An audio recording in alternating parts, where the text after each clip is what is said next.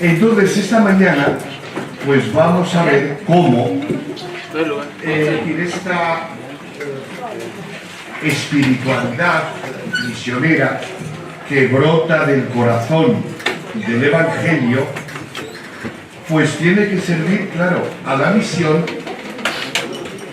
en estos momentos concretos a través de la animación y cooperación misionera. Es decir, que los aquí presentes y en toda comunidad cristiana debería haber personas que sirvieran a la animación y a la cooperación misionera desde el aliento y los criterios que hemos venido comentando, ¿no? Pero claro, desde el primer día hablábamos de la misión universal y conviene que ahora también tomemos conciencia de cuáles son las características o cómo se está realizando en la actualidad la misión universal o la misión a dientes, que a veces decimos, ¿no? Pero ¿cómo se entiende eso? Porque claro, han cambiado mucho los tiempos y seguirán cambiando. Y precisamente en el cambio de situación en el que estamos, pues es cuando la participación de todos, como iremos viendo, se hace más importante, ¿no? Más necesaria. Porque decía Juan Pablo II en esa encíclica Redemptoris Missio, publicada en el año 1990, tiene una frase que yo desde que la leí me llamó la atención. La misión de la Iglesia está todavía en sus comienzos. Claro, cuando yo la leí, esto era en 1990, uno dice, bueno, ¿cómo está todavía en sus comienzos? Porque son 2000 años que se han hecho muchos esfuerzos. Y además se han hecho muchos esfuerzos y se han logrado muchos objetivos. O sea, a mí me parecía cuando la leí, porque además se encuentra en el número 1 de la encíclica, justo al principio, ¿no? Y yo decía, pero esto no es un poco de injusticia, ¿no? De falta de reconocimiento de toda la tarea que se ha realizado durante siglos. Y después de todo lo que se ha hecho, se sigue haciendo eso, y de los logros objetivos, de los logros conseguidos, ¿cómo es que el Papa dice que la misión de la Iglesia está todavía en sus comienzos?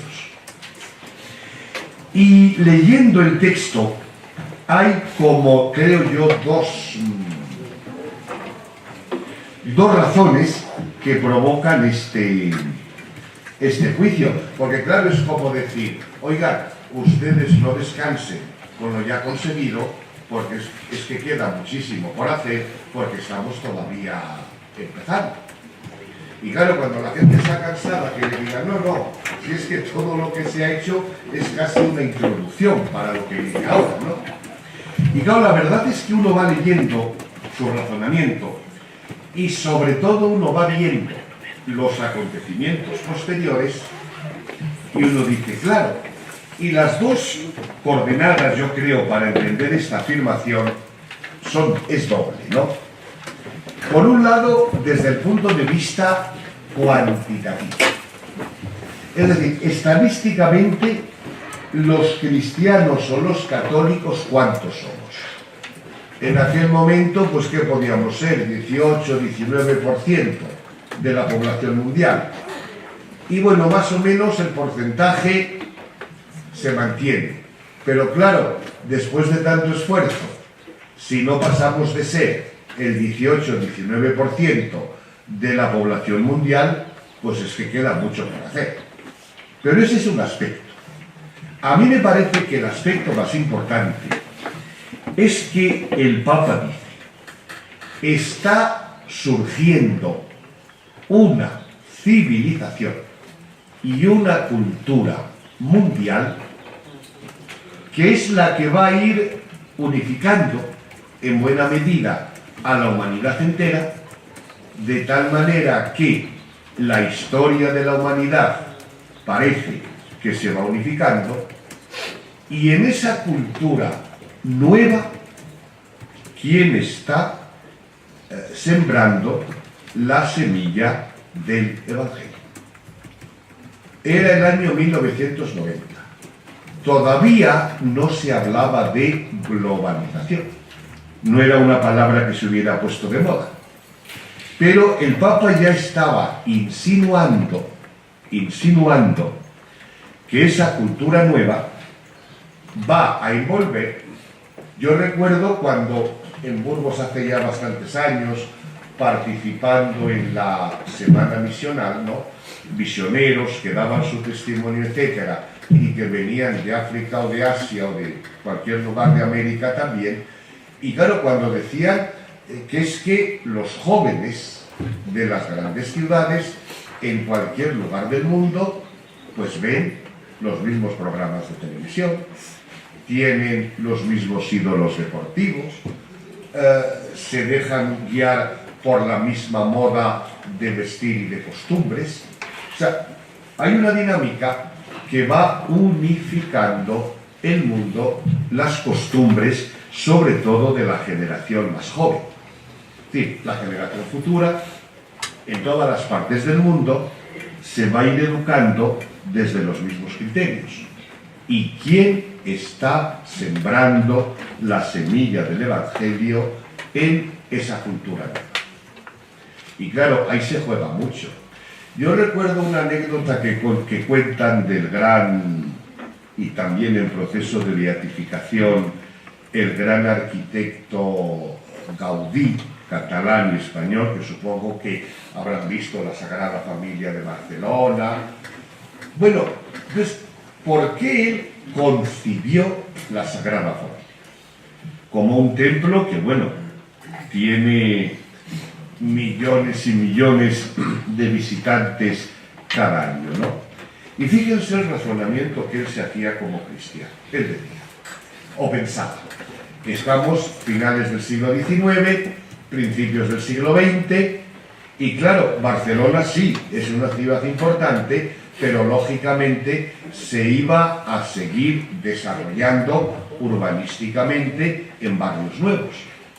Y él se plantea la pregunta siguiente: en el paisaje urbanístico de la nueva Barcelona, ¿qué símbolo cristiano va a hacerse presente?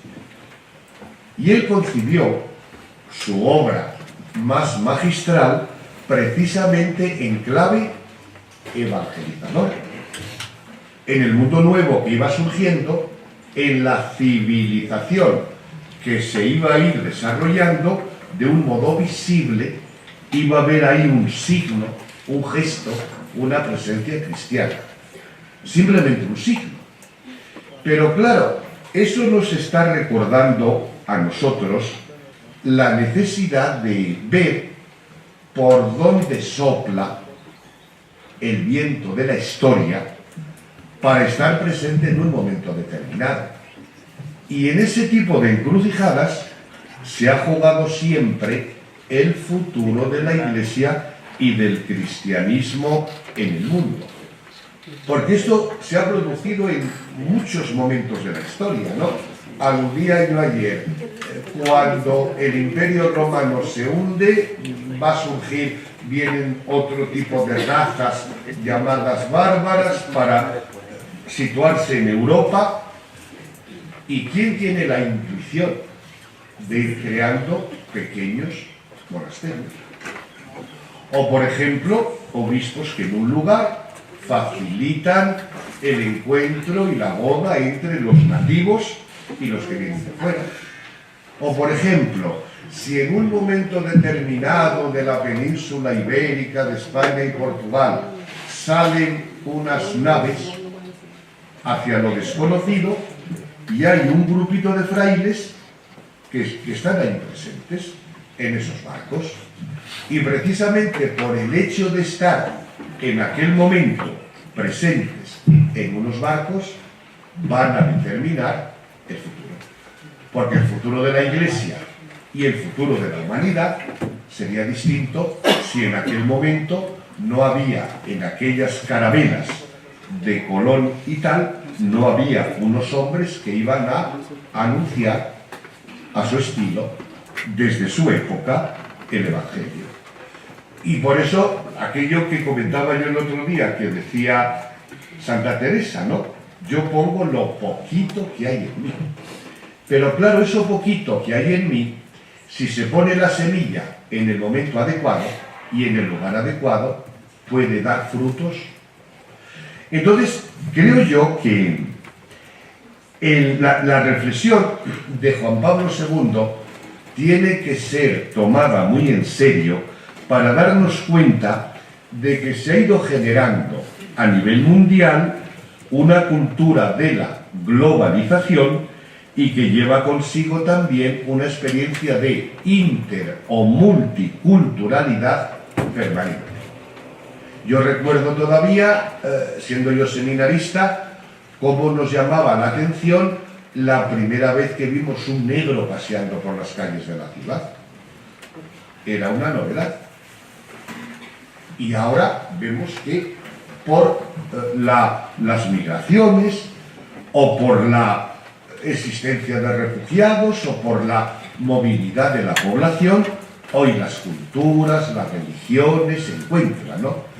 Y nos encontramos con esa tensión enorme entre, por un lado, la globalización, que lo tiende a unificar todo, y por otro lado, esa coexistencia de culturas múltiples en el mismo lugar, que no es fácil de integrar y de asimilar. Porque viendo, por ejemplo, la evolución política de muchos países en el mundo, en muy poco tiempo se han tomado decisiones políticas, sobre todo eso en elecciones y en referéndums, sorprendentes. Sorprendentes porque han salido siempre contra lo esperado o contra lo planificado por los que mandan. La elección de Trump en Estados Unidos, el Brexit en Inglaterra, lo del proceso de paz en Colombia. Es decir, hay una tensión que en el fondo yo creo que tiene en la base esa tensión entre la globalización, que tiende a unificarlo todo, y por otro lado la multiculturalidad, que también intenta defender cada uno su propia cultura, ¿no? Y en esta tensión nos encontramos en la vida cotidiana, etcétera, etcétera. Por tanto, para entender la realidad hoy de la misión y de nuestra propia aportación, hay que estar siempre conjugando lo global y lo local.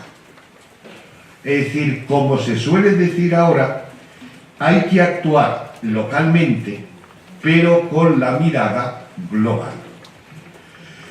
Y por eso algunos han elaborado esta expresión local, que intenta conjugar lo global con lo local, que de esto mismo habla el Papa Francisco en Evangelii Gaudium también, ¿no? De esta necesidad de conjugar lo local con lo global.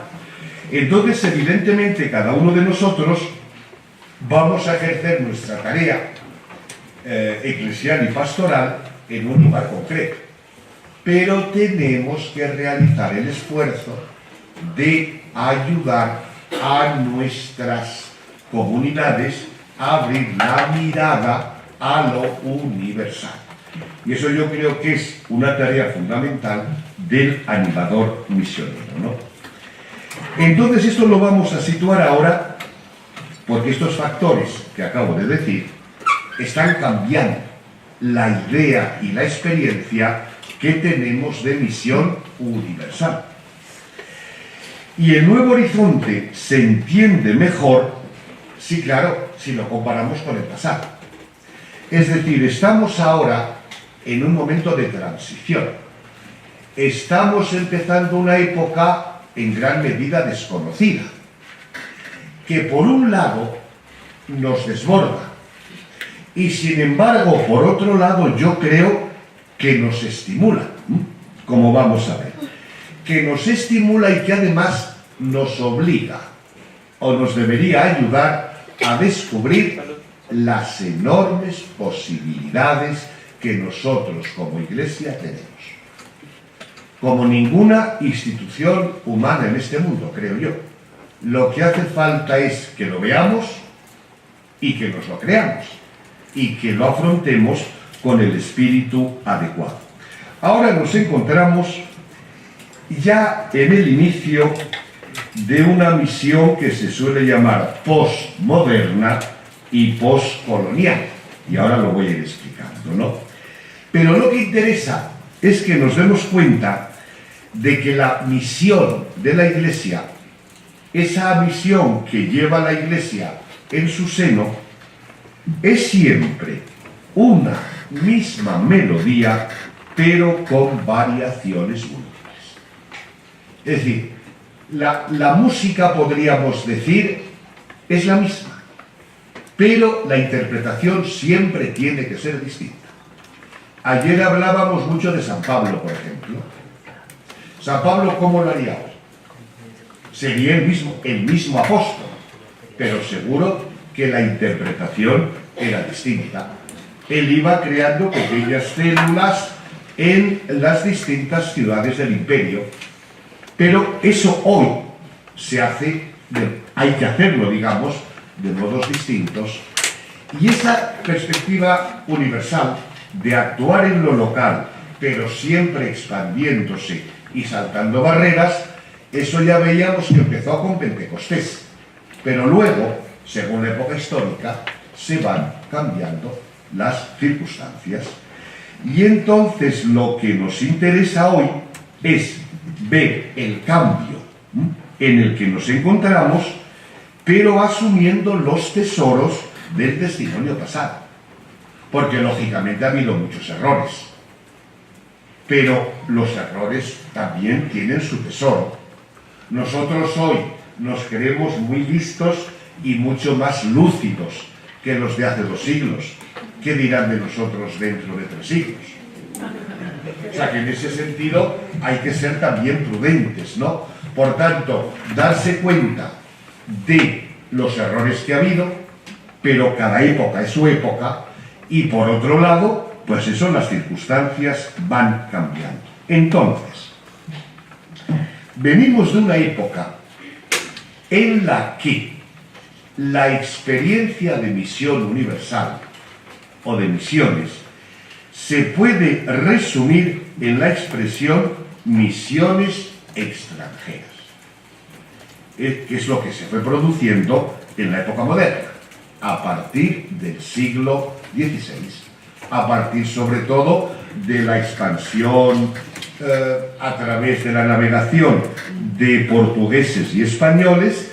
La época moderna, a partir del siglo XVI, no me meto en lo anterior, pero cuando decimos ahora misiones todavía, es decir, para anticipar de modo breve lo que quiero decir, es decir, el gran cambio que se ha producido es que lo que llamábamos misiones, hoy, con todo el derecho del mundo, son iglesias.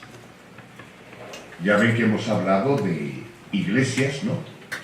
Y de iglesias en comunión. Comentaba yo ayer la frase de aquel historiador protestante, ¿no? San Pablo fundó iglesias. Nosotros hemos fundado misiones. ¿Y cuál era esa idea de misión extranjera? Bueno, pues que, entonces claro, digo que a mi modo de ver hoy, la evangelización mundial, que es nuestra tarea, tiene que ser realizada y desarrollada desde el dinamismo de las iglesias en comunión.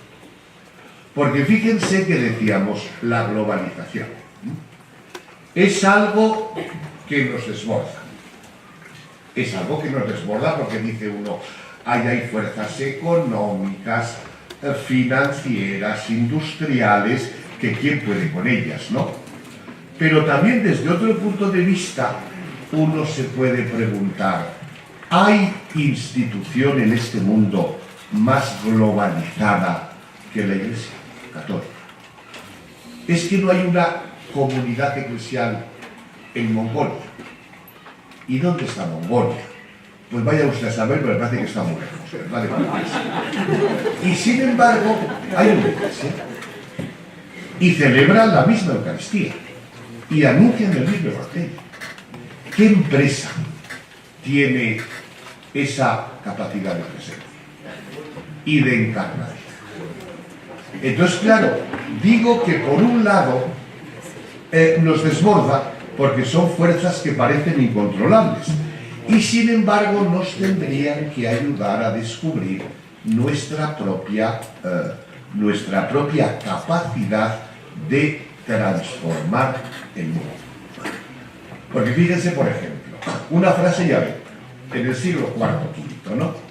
Decía San Juan Crisóstomo, decía, ningún cristiano puede sentirse extranjero en ninguna Eucaristía del mundo.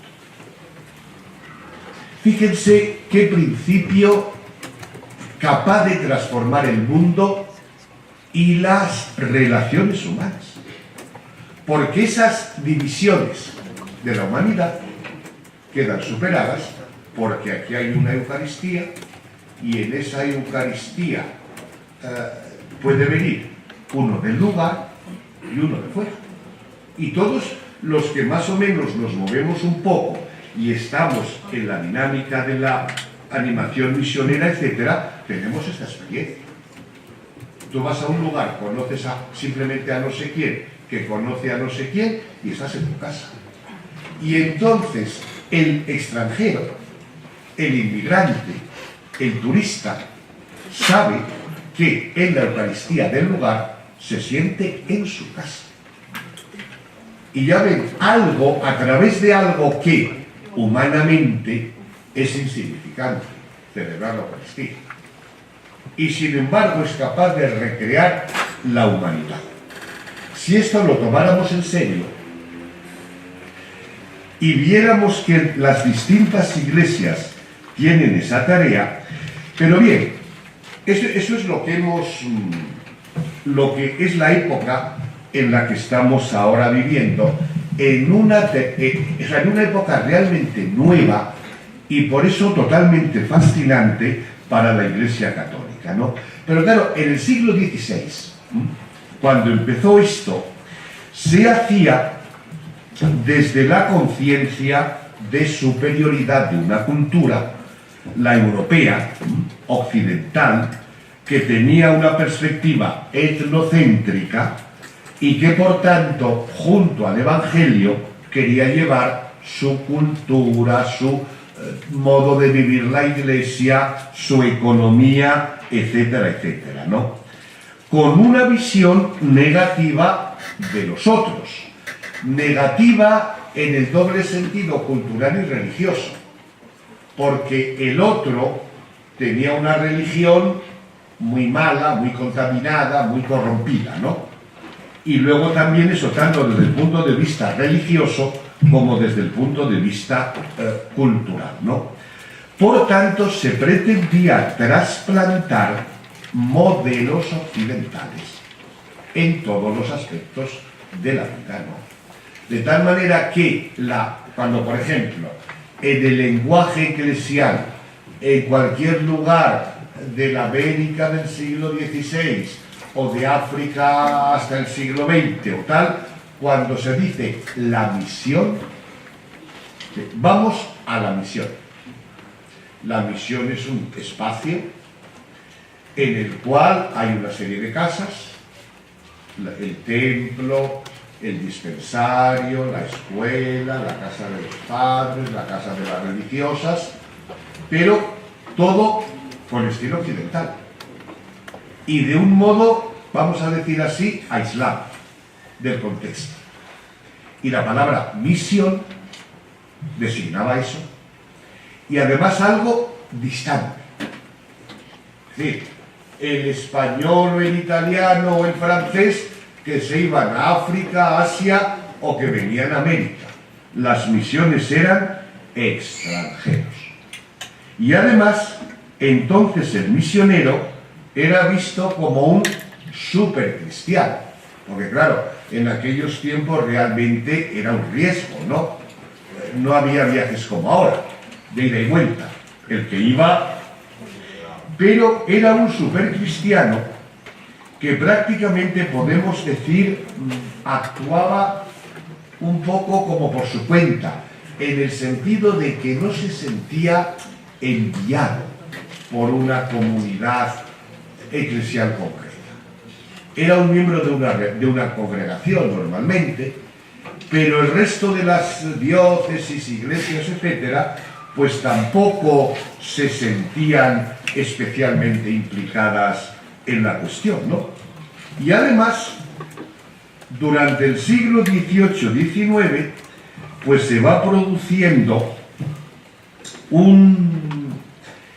por un lado, un exceso de optimismo y por otro lado, se va a afrontar la experiencia de la crisis.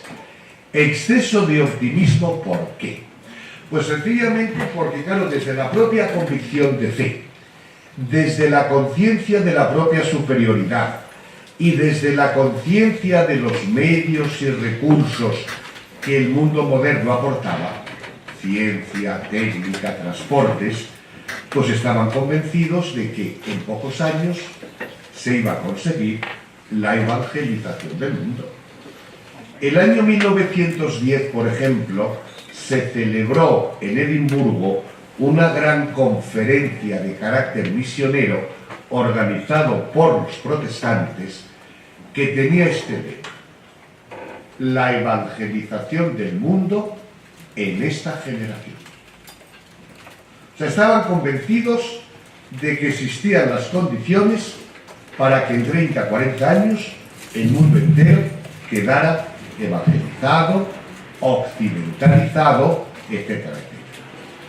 Claro, luego, eso se ve que no solo era un exceso de optimismo, sino que además era una falsa ilusión. Porque resulta que esa mentalidad moderna, recuerden eso, que los misioneros de esa época eran fundamentalmente europeos, y luego se van añadiendo también, sobre todo protestantes, de Estados Unidos, etc., ¿no? Y venían con esa mentalidad de lo que la modernidad y sus recursos puede aportar, de dinero, de medios de difusión, de creación de escuelas, de envío de personal. Pero claro, resulta que en 1914 estalla la Primera Guerra Mundial. Y pocos años después, la Segunda Guerra Mundial.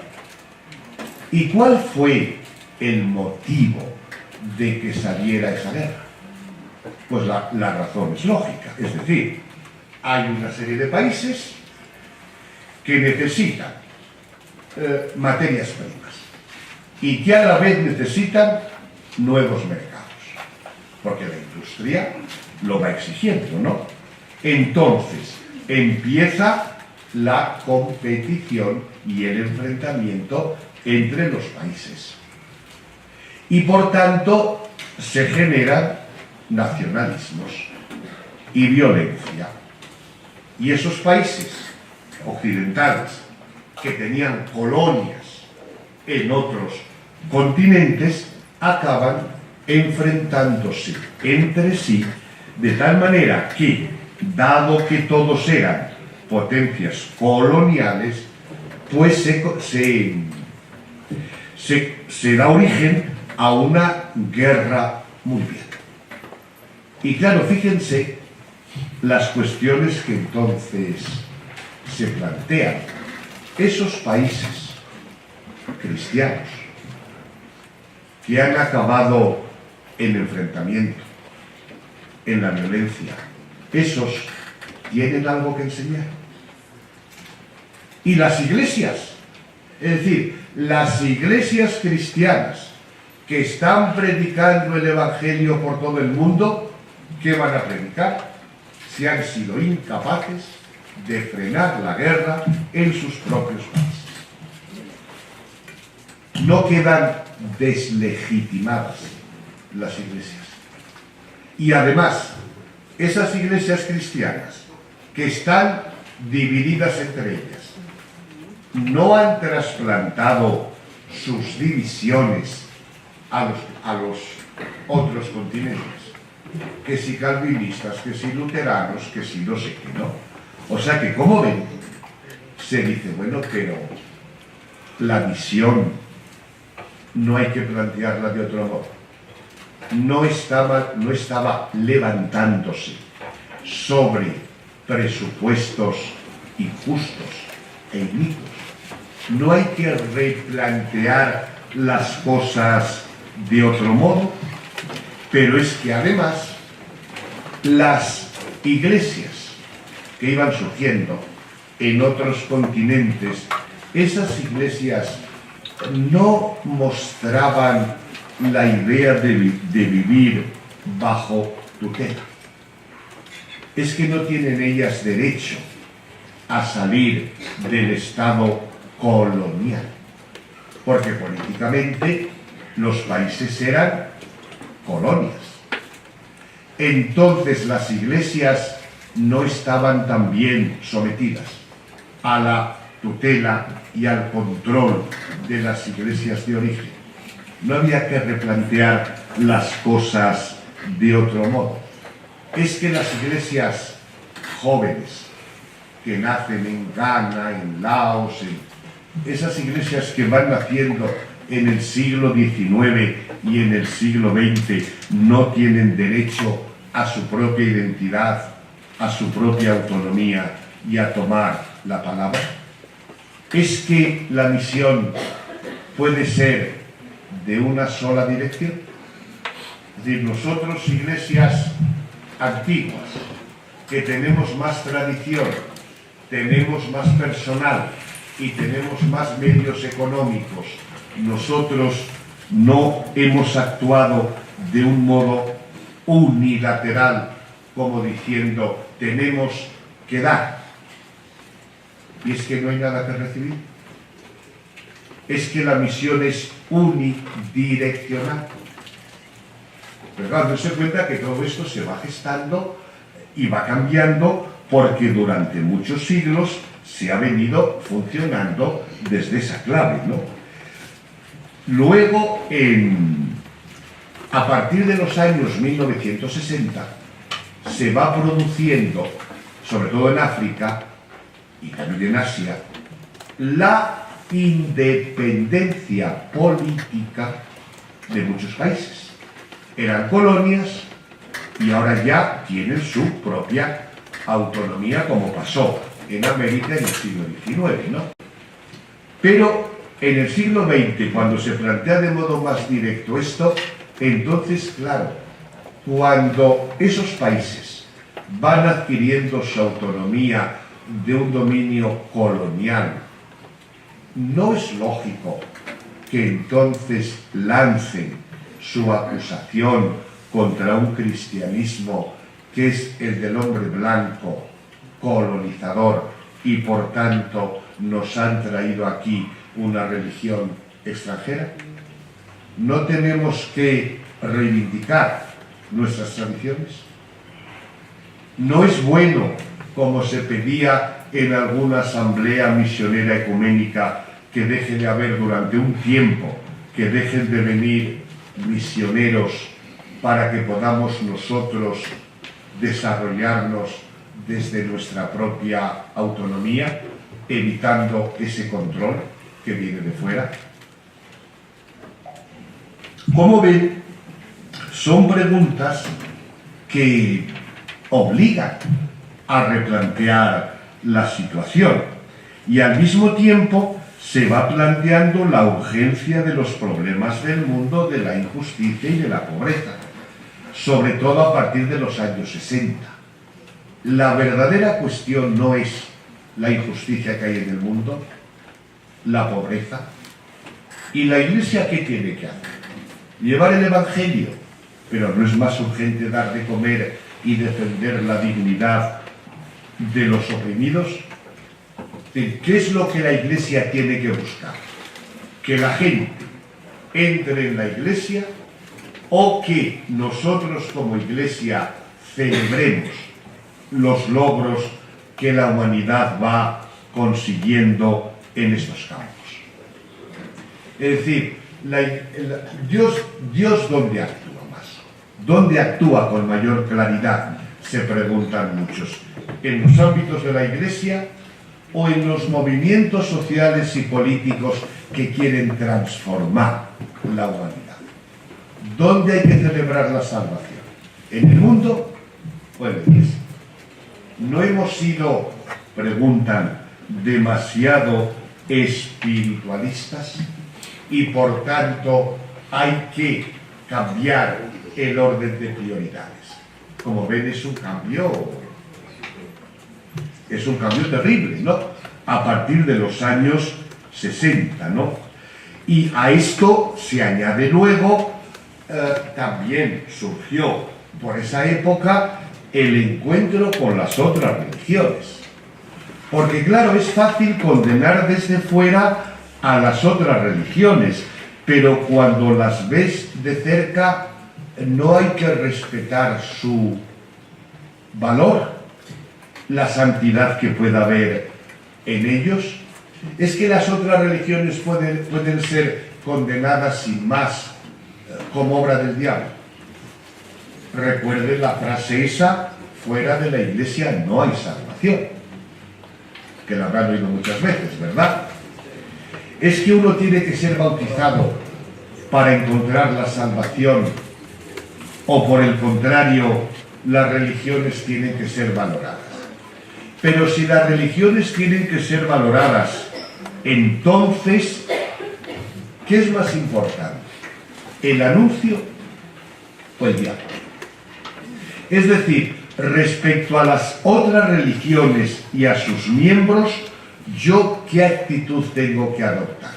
¿La de ir a anunciar el Evangelio o la de ir a dialogar para enriquecernos mutuamente?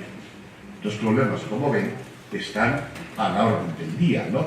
Porque antes todavía, es decir, muchos misioneros allá por los años 60 del siglo pasado tuvieron una profunda crisis debido a esto, porque ellos pensaban: yo tengo que ir para bautizar porque en caso contrario no se salva. De repente dicen: no, es que también se pueden salvar sin estar bautizados. Entonces, ¿qué he estado haciendo yo entregando mi vida? ¿Es que me han engañado? No, claro, porque evidentemente ahora podemos sonreírnos, ¿verdad? Pero fíjense en las tragedias, ¿no?, de reajuste que ha hecho falta. Y ese proceso de reajuste, pues, se ha ido produciendo paulatinamente, pero en medio de tensiones. Es decir, se habla en este campo, digamos, de cambio de paradigma, o de modelo, o de esquema, ¿no? Es decir, durante varios siglos hemos funcionado desde el modelo de las misiones extranjeras.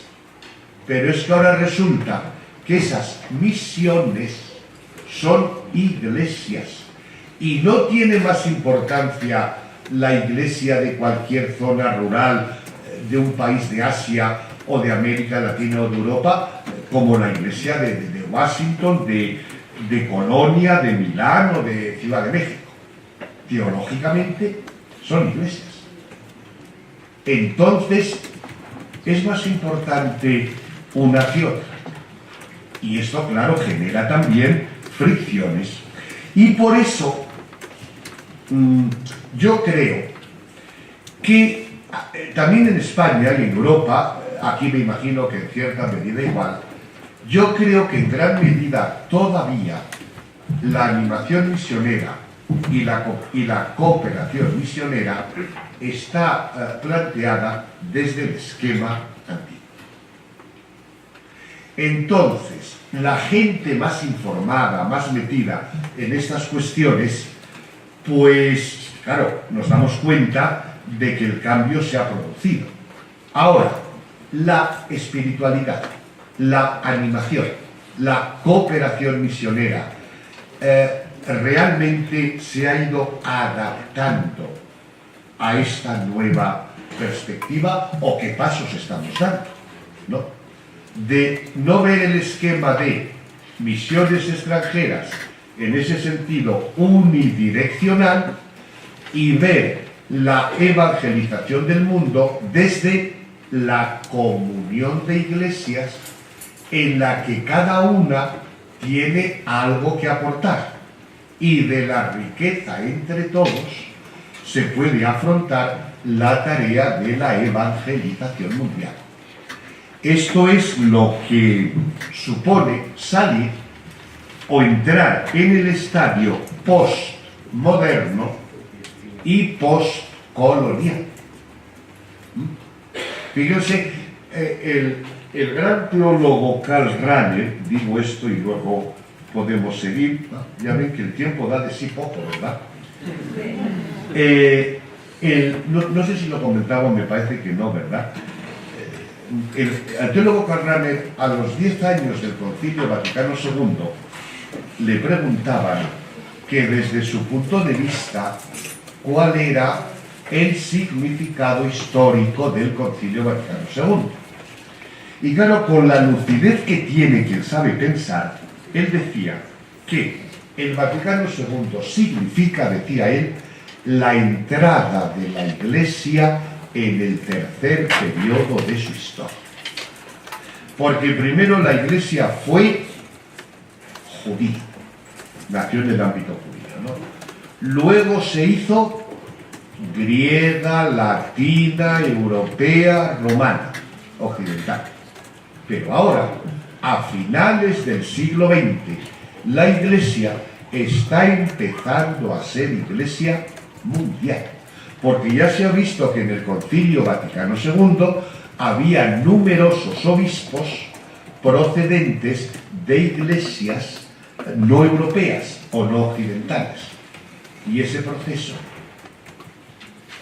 se acelera. Y claro, imaginémonos eso en un hipotético futuro concilio ecuménico. Ahora mismo, en el colegio cardenalicio, ya hay más no europeos que europeos.